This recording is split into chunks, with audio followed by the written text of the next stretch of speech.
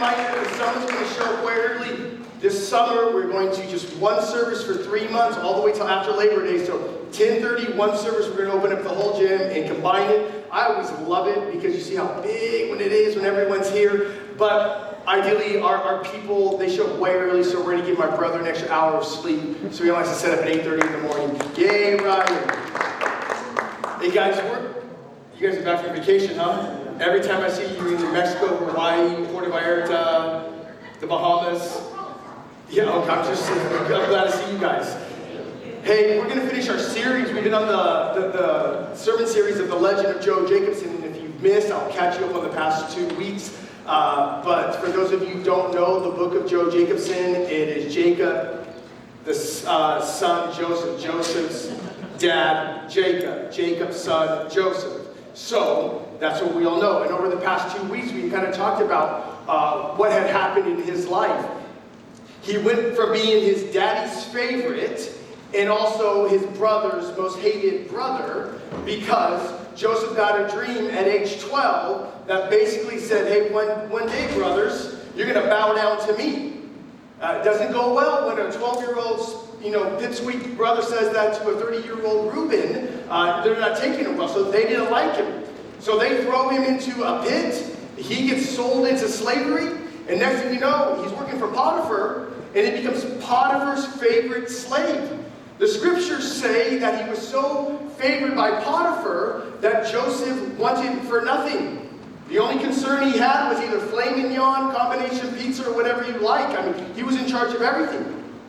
And then Joseph gets accused of some deed that he did not do, and he gets thrown into prison. And while in prison, he becomes the warden's favorite prisoner. And the whole time, Potiphar and the warden are like, the hand of God is on this man, even though he's a slave and even though he's a prisoner. And so he's warden's favorite prisoner. So before we go in, if you love taking notes, I think you should just write down one thing today because we're going to answer one question specifically that has to deal with every single one of us. And that question is this. I'll say it 3 times because I think you need to write it down.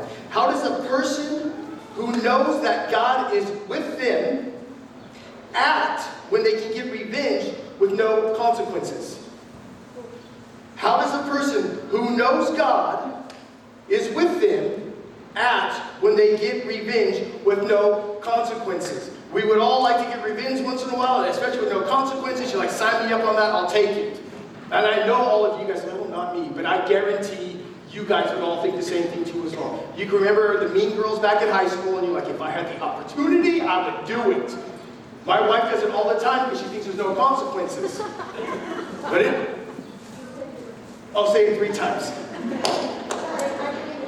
How does a person who knows that God is with them act when they can get revenge with no consequences? The question after this one is, what happened to these brothers of him? The 11 that threw him into slavery, because we hear of everything that's happening. At this point, Joseph gets out of prison, goes to the Pharaoh, tells him that you're going to have a 7-year famine, or you're going to have 7 years of prosperity followed by 7 years of famine. And so Pharaoh at this time goes, hey, you're anointed by God. You're the one who's going to be in charge. I'm going to make you second in command. The only person you're going to answer to is me. So now what happens is we're year 9 into this journey that's happening on right now. Year 9. That means for 7 years, there was prosperity and a blessing that flowed out. Now we're 2 years into the famine of what's going on at this time. So this makes Joseph around the age of 39. Hasn't seen his brothers or anybody in his family for over 22 years, more than half of his life. And so today, I think we dive into maybe one of the top 10 stories that is in the Bible. The one that is a mind-blowing experience because, Mark, this would not be you, this would not be me, Damien, you're all about revenge, so this would not be you either. And so, don't act like that's not true, Katrina, come on, right? So, this is one of the greatest stories I think was ever told. It is the ultimate family reunion that is happening in this moment. So what happens is, the family has been there for 2 years, and then now we start reading the scriptures of what happens at this family reunion. And just for context, when we all think about family reunions, we think about laughter, joy, peace, the presents, the food. I look forward to those times because, I don't know if you guys have a crazy uncle like I do. Mine's here today, Uncle Larry. He's the one that'll pin you in the corner and not let you say a word and is going to run your ear off. You guys, I'm just kidding, you're not like that. But when we think of family reunions, we think about joy and a desire to see those we haven't seen in a while. I have to think Joseph during this time, prior to this reunion that we were going to read, maybe contemplated the whole time, if I ever see those brothers again, if I ever have the chance, if I was thrown into slavery by them, if I was a prisoner, and for 22 years lived away from my house, my family, my loved ones, and all this stuff, I want to tell you, for 22 years, I may have been thinking, if I ever have the opportunity to stick it back to them, I'm going to do a lot of pain and hurt at this time. For 22 years, slave and a prisoner. And then now we come to this point where we read in Genesis 42, verses 1 through 9. It says this: when Jacob, who is Joseph's dad, heard that grain was available in Egypt, he said to his sons, "Why are you standing around looking at one another?" Sounds like my dad. Anybody else got a dad like that? There's work to do. What are we doing? He said, "Why are you standing looking around at one another? I have heard that there is grain in Egypt. Go down there and buy enough grain to keep us alive. Otherwise, we'll die." So Joseph's 10 older brothers went down to Egypt to buy grain. But Jacob wouldn't let Joseph's younger brother, Benjamin, go with him, for fear some harm might come to him. At this point, Daddy does not trust the older brothers to take care of the little ones at this time. Right? They did to Joseph, and you're not messing with my new one too as well. So Jacob's sons arrived at Egypt along with others to buy food, for the famine was in Canaan as well. I want to tell you guys this journey real quick. Canaan and Egypt is 250 miles apart. They have to travel this, which is between a 10 to 21 day travel, depending on if you have a fast carriage or not, or what's going on. So this would be like us leaving today and walking to Bakersfield right now. This is a long track in the desert at this part. So they made this trip. Since Joseph, in verse 6, was governor of all of Egypt and in charge of selling grain to all the people, it was him that his brothers came. When they arrived, they bowed down before him with their faces to the ground. This is talking about that dream Joseph had when he was 12 years old. One day, your grain will bow down to mine.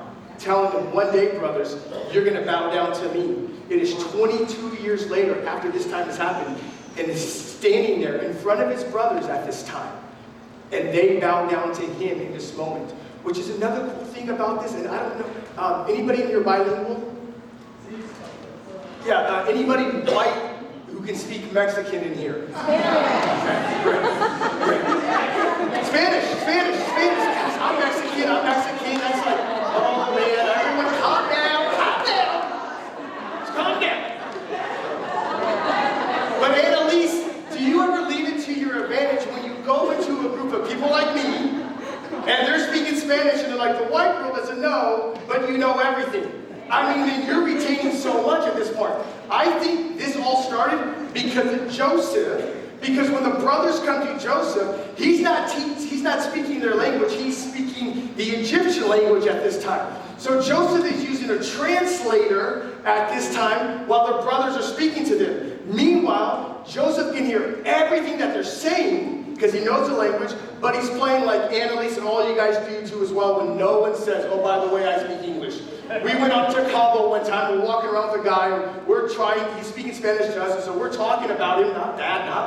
And he said, by the way, I speak English. I'm like, sure, you should have said that 15 minutes ago, right? So, since Joseph was governor of all of Egypt and in charge of selling grain, it was to him that the brothers came. When they arrived, they bowed down before him with their faces to the ground. Joseph recognized his brothers instantly, but he pretended to be a stranger and spoke harshly to them. Where are you from? He demanded. From the land of Canaan, they replied. We have come to buy food. Although Joseph recognized his brothers, they didn't recognize him. And he remembered the dreams he had about them many years before. He said to them, you are spies. You have come to see how vulnerable our land has become. He's playing around with him for a moment. And I would think this is justified. I mean, just a little bit of fun in this moment. I think this is justified. But this moment is a big part because for 22 years, he had not encountered his brothers. And as a young man stolen from his house at age 17 and traded to slavery, Joseph had to think and maybe dream about this moment. What would I do with all this hate that has been building up in me in this time? All this resentment that has been built up into me at this time.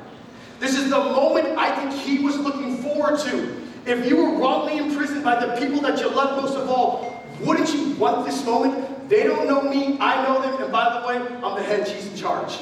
Like there's no one greater than me. Like this is like the epic moment that all of us would have where we're like, oh man, I cannot wait for this. But what do you do when God is with you and you have the ability to get revenge? With no consequences, how do we respond? Well, we're going to unpack that. I do want to say this. Sometimes in life this happens, though, where we get hurt from other people. All of us have been hurt in some capacities. It could be a family member who mistreated us, a boss or co-worker who hurt us, maybe even a friend or fellow Christian who betrayed us. Before we unpack all those responses, I want to point out one critical observation to all of you guys right now. Life wounds change us. Joseph was no longer the same person he was 22 years ago. He lost many good years to slavery and imprisonment.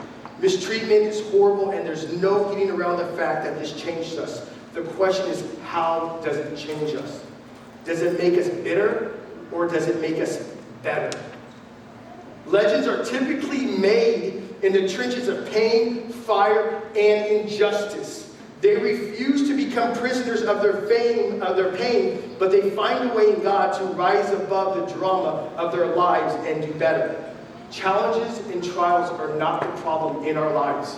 Our response is often the problem. What will you leave behind to your kids when they see you go through this moment? Anger, bitterness that will live with you for a long, long time. Some of you guys even right now have been hurt and been dragged through the mud by your own family members. And you still hold on to that right now because you're mad. And when your kids talk about your family and you're the one bad-mouthing them, what are we leaving behind to them? So we can either live bitterness or we can do better in this moment at this time. I'll always say this. I said it last week in second service. I didn't say it in the first service. I wish someone told me long ago that I was living in the good old days. The challenges that you're going through right now will prep you for what you will go in the future to as well. It is. I shared it last week. I asked the guy, he retired at age 36, a millionaire. He was making $150,000 a month. And I asked him, I said, you lost it all in 2007. What was the best time of your life and what was the worst time? He goes, David, the worst time of my life is when I had over $1 million in my bank account. That was the worst. Looking back at it, he goes, the best time of my life is when God took it all away because it humbled me. It made me recognize what God had around me. It made me realize these are the good old days. I'd rather live in the trailer with my wife, he said, than have the mansions and live in the life that I was doing at that time. The challenges that we face will shape everything. The question is, for every one of us, when we go through all those challenges, will you be bitter or will you be better? I pray you choose to be better. So I'll catch us up right now at this point. Well, the next few chapters, we see the struggle with Joe's humanity. He calls them spies. He plays cat and mouse with them. I love this part in here, and I want to read this to you guys right here. This is when they're asking for grain, and Joseph finds out that he has a baby brother. Because dad didn't want them to know, but Joseph asks his brothers, and they don't know who he is. He says, in verse 17 of chapter 42, he goes, and he put them all in custody for 3 days. 3 days in jail is for 22 years of pain. I think we're fine. I don't think he's going too far. That's my opinion right now.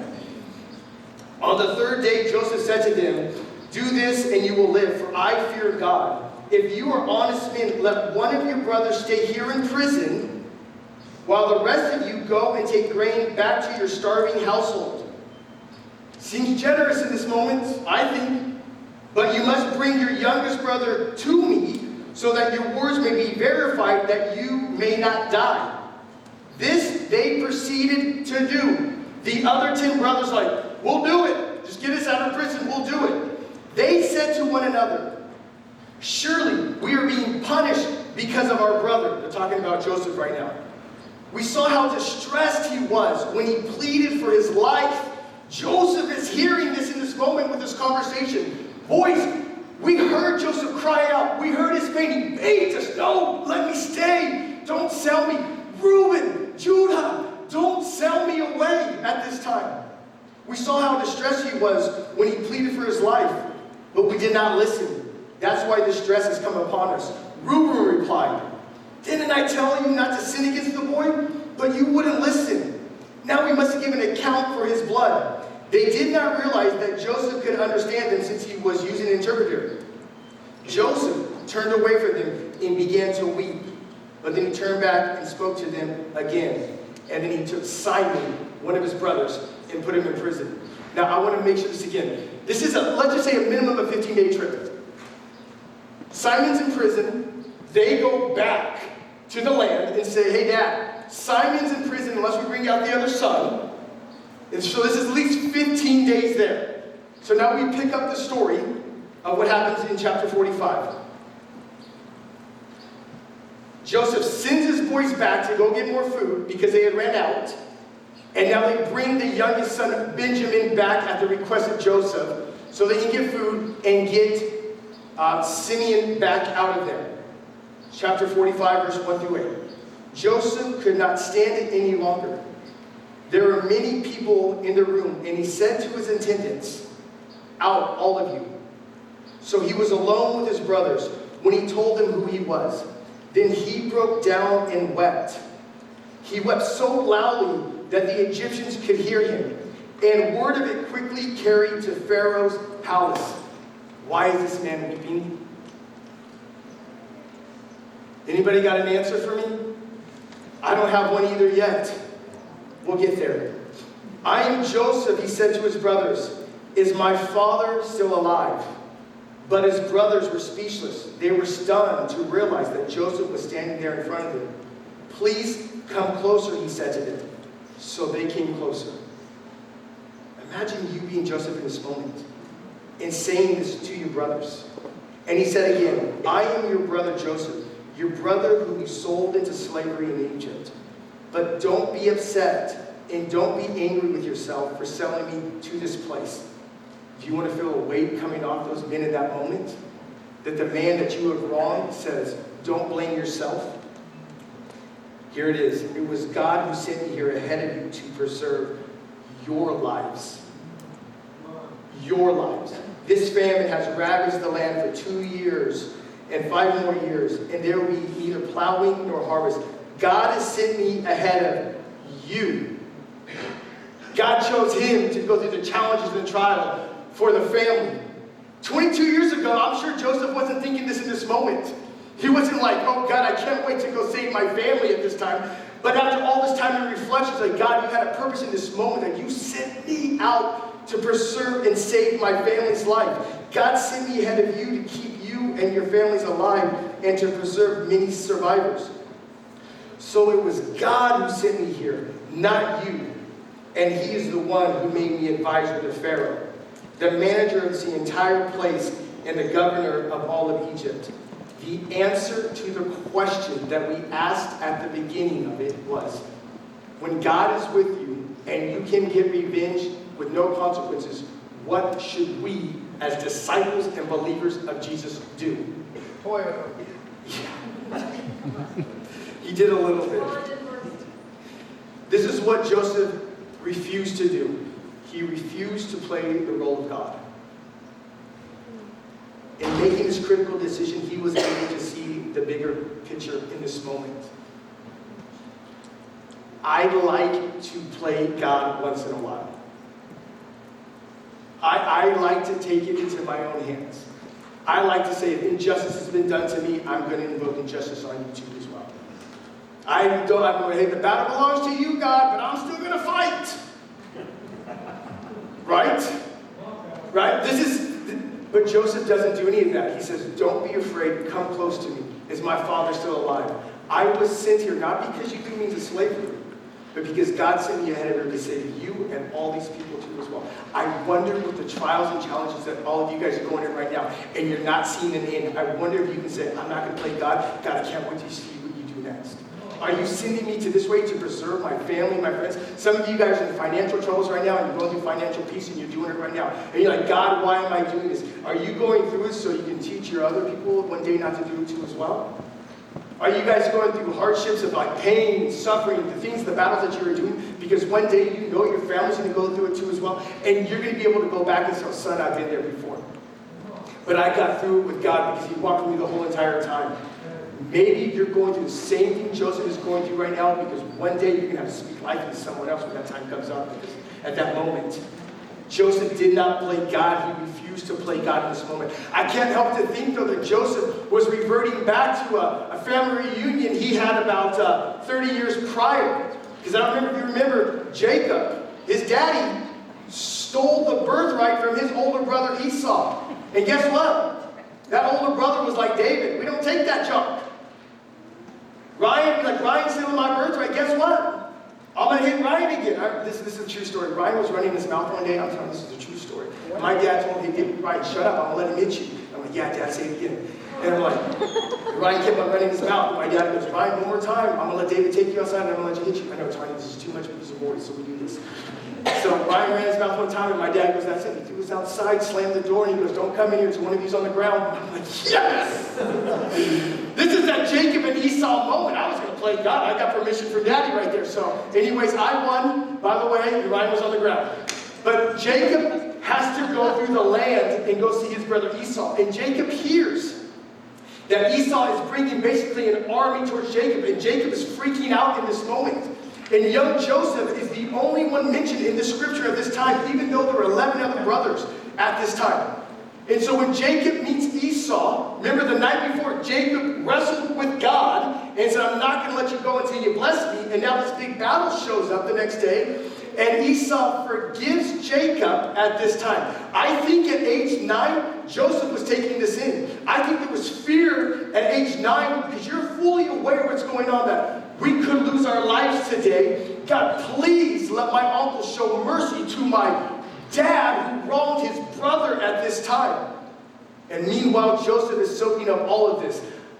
I wonder for the kids that are in the house with the families, are you paying attention to the way your parents are responding in this time? Because I think Joseph looked and remembered what Esau did to his dad, and Jacob goes, Joseph said, let me take a page from him right now too as well. Brothers, I forgive you at this time. So, how do we relate together now that dad was all gone? So what happens now is Jacob has died. The bridge that kept the brothers together has passed away. And now the brothers are freaking out because daddy doesn't want any of them to beat each other up. They're living in the land with Joseph, but Jacob has died. And so now the boys are freaking out, as they probably should be, because in Genesis 50, verses 15 through 18, this is where it's all going to come together. It says this, after burying Jacob, Joseph returned to Egypt with his brothers and all who had accompanied him to his father's burial. But now that their father was dead, Joseph's brothers became fearful. Now Joseph will show his anger and pay us back for all the wrong we did to him. They're nervous. They're scared. So they sent a message to Joseph. Before your father died, and I think they're lying at this point. Ken, do you think they were lying at this point? I think they were lying. Mel, do you think they were lying? I think they were lying. I think the brothers are lying at this point. Before your father died, Joseph, he instructed us to say to you, please forgive your brothers for the great wrong they did to you, for their sin is treating you so cruelly. So we, the servants of the God of your father, beg you to forgive our sins. When Joseph received the message, he broke down and wept. Then his brothers came and threw themselves down before him. Look, we are your slaves, they said. Why does he weep in this moment? Maybe because lack of trust, or maybe because certain topics bring a measure of pain, no matter how many years have gone by on this earth. One thing is for sure is this: refusing to forgive ourselves is slavery. And just for a moment, let's talk about these brothers, because they obviously have not forgiven themselves. Joseph, the man of God, welcomed them in, saved their nation. All of them moved into this land and live in prosperity with him. And after all this time, they still hadn't forgiven themselves, even though Joseph had taken them back in. So I don't know how long it was, but it was a little while. But they lived with this pain and this guilt because they didn't forgive themselves of what had happened. Some of us right now are those brothers that we have wronged other people. We've asked for forgiveness. They have forgiven you, but you have not forgiven yourselves. I'll say this, the hardest person to forgive is not those around me, but the hardest person always to forgive is myself. Doing that will hold you in slavery like it did for them for years. And because of that slavery that they were held in, they start lying and saying, Dad told us to tell you this, to forgive us in this moment or whatever. I want to plead with you. If the Father forgives you, and it is from the east to the west, how the distance is, you need to forgive yourselves too as well. I want to go back to verse 18. And his brothers came and threw themselves down before Joseph. Look, we are your slaves. God wants better for us. So some of us who have done some very bad things in our lives, and we go to bed with this guilt, you need to forgive yourself. But I want to wrap this up as the worship team comes up here in this moment. I want to read chapter verses 19 through 22. It says this, but Joseph replied, don't be afraid of me. I am God, am I God that I can punish you? You intended to harm me, but God intended it all for good. You intended to harm me, but God intended it all for good. He brought me to this position so I could save the lives of many. Do not be afraid. I will continue to take care of you and your children. So we reassured them by speaking kindly to them. God intended for good. Sometimes it is hard for us in that moment to see the good. I don't think Joseph saw it when he was put in slavery. I don't think he thought it when he was a slave to Potiphar, and I don't think he thought that when he was the warden's prisoner at that time too as well. But I want you to tell from experience, I have seen this happen in my own life. And I'm pretty sure some of you guys have too as well, but you haven't recognized it. And you haven't said, God, the world intended this for bad, but you intended it for good. I'm going to wrap it up with a story that you've heard before. And I told everyone yesterday at my daughter's party too as well, especially Allie and Ryan. I need to say this with a straight face. I am the world's greatest athlete.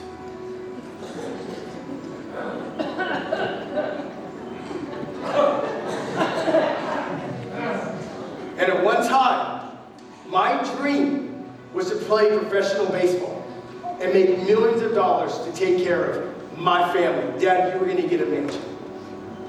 I didn't make it, by the way. So you're still living there. But I remember getting Texas, TCU, Hawaii, Missouri reaching out to offer me scholarships to play baseball there. And I've said it before, I'm a big fish and Daddy needs a big pond. I want to be seen. I know. I'll talk about the humbling in a minute. I was Joseph, being the young bratty kid, saying, one day you're going to bow down before me. And I remember, like, God, this is amazing. Let's do this. I can't wait. Like, that's what I'm supposed to do. I'm supposed to go to Texas. I'm supposed to go have national championships with Texas because they beat USC and I was going to flip teams. But the fifth game of that year, I went from throwing like 88 to 92 to throwing 78 to maybe 80 because my arm had just broken down. It was in so much pain. And all the scholarships left.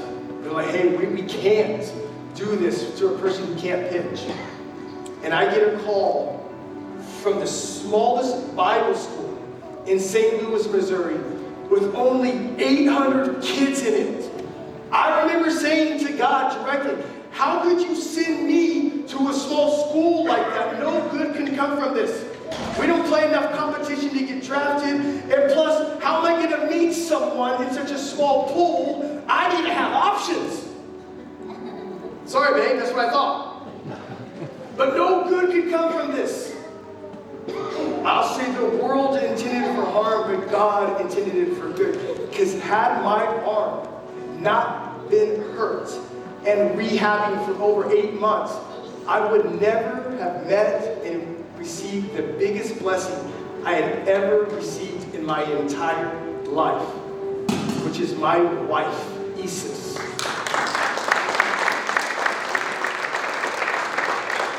If there was a Webster's dictionary with a picture and description, my wife would be that person. Super hot. Thank you. Super loving. Thank you. Complains more than anyone I've ever met in my entire life. Thank you.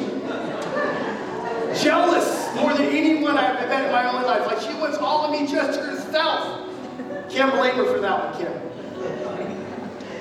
But more than anything, she's a woman who loves the Lord and serves her with a whole heart. And this one makes sure that our household always lifts up the name of Jesus. Always gives me a word of encouragement. What maybe I thought was for the harm and not the good, God had intended it for the good. Got the blessing of having my kids, Madison and Natalie. My wife is the one who convinced me to go in ministry and start a church in my own house. They meant it for harm, but God intended it for good. Some of you guys right now are going through a season where you can't see the good in it at all.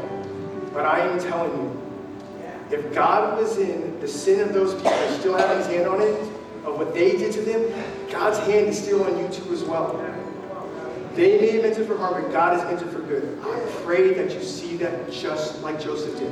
And when you have the opportunity, who you have the Holy Spirit living inside you, who you live for, you have the opportunity to give revenge with no consequences, I pray you don't play God. Let God handle it, that he reunites the family together. He said Joseph, taking it in his own hands, he would have destroyed the lineage of Jesus Christ.